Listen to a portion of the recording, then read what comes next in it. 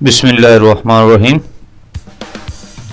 अस्सलाम वालेकुम नाजरीन, welcome to Kazmi health and beauty tips. उम्मीद करता हूँ कि आप सब खैरियत से होंगे।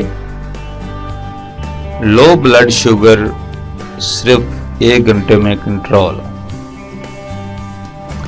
इलाज: काजू 2 अदद, शहद 1 खाने का चम्मच, मिनरल वाटर 1 गिलास।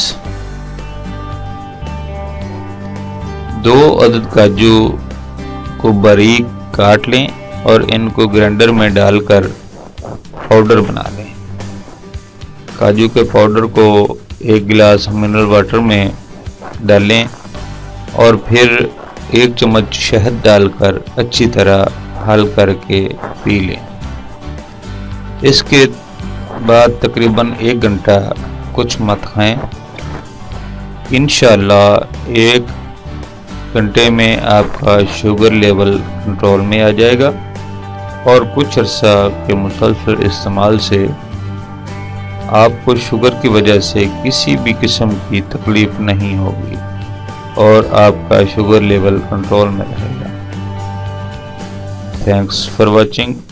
Do not forget like and subscribe.